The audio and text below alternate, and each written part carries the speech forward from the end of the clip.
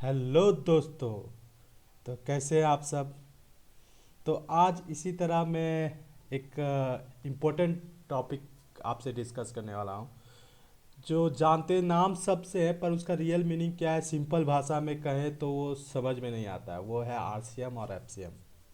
आपने सुना तो बहुत होगा ये नाम आरसीएम और एफसीएम, पर ये है क्या, इसका हम लोग यूज़ क्या करते हैं, मतलब ये काम कहाँ आता है अकाउंट्स के अंदर और इसको यूज़ कहाँ करते हैं और इसका क्या इफ़ेक्ट पड़ता है, ये अभी तक कोई नहीं मालूम, कुछ नहीं मालूम। बस सिर्फ हमने जाना है इसके रियल मीनिंग को, इसके मेन कंटेंट को अभी तक हमने समझने की कोशिश नहीं की है।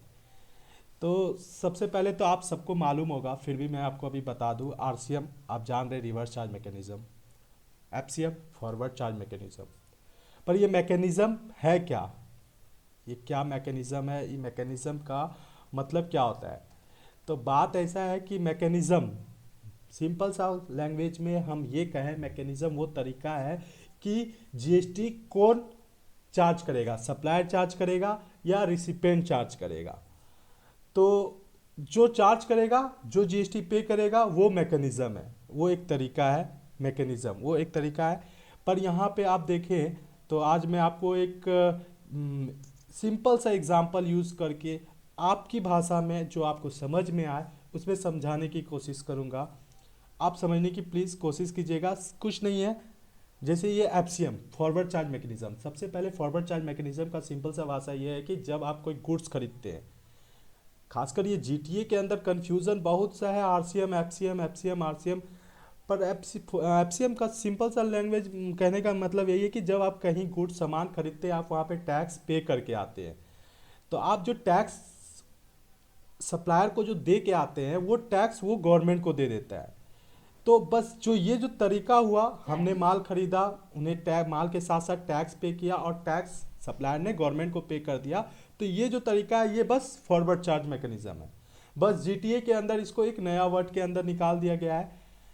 तो सिंपल सा भाषा में कहें कि आप कहीं जाते हैं, एक सप्लायर, आप 10 लाख का माल ट्रेड करते हैं कोई भी, तो क्या करता है, उस पर 18% जीएसटी चार्ज सप्लायर चार्ज कर देता है, 1,80,000 रुपया। टोटल अमाउंट हो गया 11,80,000, जो पेड कर देता है रिसिपेंट। तो आप यहाँ पे देखें तो टोटल जो कैश आउटफ्लो होता है वो 11,80,000 रुपया होता है। पर यहाँ पे जो गवर्नमेंट है, एफसीएम के केसेस में यहाँ पे गवर्नमेंट को कौन टैक्स पे करता है, वो सप्लायर टैक्स पे करता है। यानी कि 1,80,000 रुपया सप्लायर टैक्स पे कर देता है। तो इस केसेस में क्या होता है कि सामने वाला रजिस्टर्ड है या अनरजिस्टर्ड है। बहुत सारे केसेस में क्या होता है कि सामने वाला सर्विस, आप अगर आप आरसीएम में बात करेंगे तो जब तक सामने वाला सर्विसेज जीएसटी के अंदर रजिस्टर्ड नहीं है, सामने वाला रिसिपेंट जब तक जीएसटी के अंदर रजिस्टर्ड नहीं है, तो वो टैक्स पे नहीं कर सकता है आरसीएम वाले केस में। तो इसलिए फॉरवर्ड चार्ज मैकेनिज्म भी एक व्यवस्था है जहाँ पे आप टैक्स पे कर सकते हैं, पर इसका कोई इफेक्ट नहीं पड़ता है, नॉर्मली आपको कोई भी नुकसान नहीं होता है। आप 11,80,000 रुपया का कैश आउटफ्लो आपके द्वारा होता है और 1,80,000 जो है वो गवर्नमेंट को टैक्स कौन पे करता है, सप्लायर पे कर देता है। सिंपल सा बात है कि आपने 10 लाख रुपया का माल खरीदा, 1,80,000 रुपया आपने टैक्स पे किया।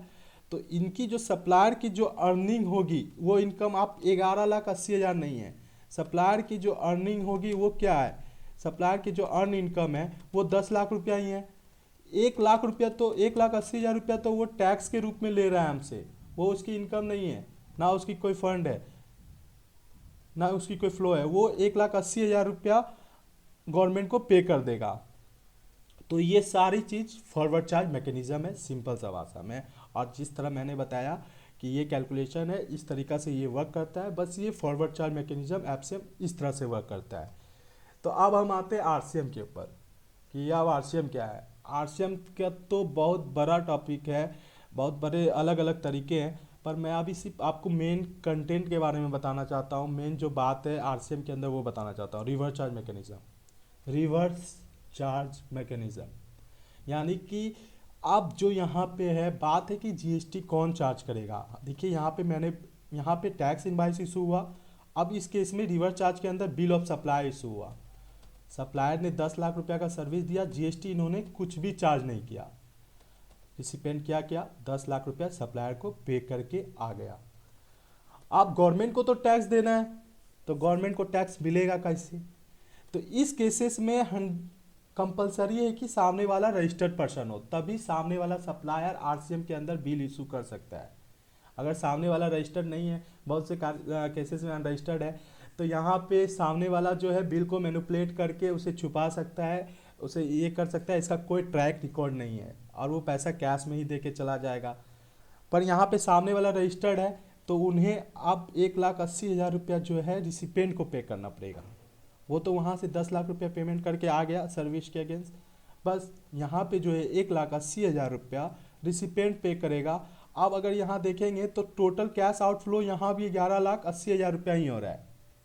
बस सिर्फ चेंजेस ये हुआ कि यहाँ पे सप्लायर ने टैक्स पे किया, यहाँ पे रिसिपेंट टैक्स पे कर रहा है। बस आरसीएम और एफसीएम के अंदर यही एक अंतर है कि टैक्स जीएसटी के अंदर कौन पे कर रहा है, जीएसटी का अमाउंट किसकी लाइबिलिटी है जीएसटी के पे करने का। अगर सामने वाला रिसिपेंट की लाइबिलिटी है जीएसटी पे करने की और सप्लायर सर्विस दे रहा है तो वो केस आरसीएम हो जाएगा, और अगर सप्लायर सर्विस दे रहा है और वही टैक्स पे कर रहा है तो वो एफसीएम हो जाएगा।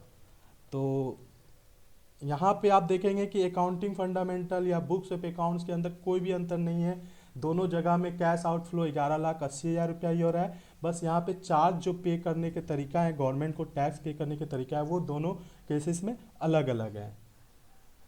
तो मैं आपको समझाने में शायद कामयाब हो पाया, और अगर नहीं समझ में आया तो प्लीज़ आप बताएं कि कौन सा टॉपिक समझ में नहीं आया, मैं उसे और भी बेटर तरीके से आपके सामने रखने की कोशिश करूँगा।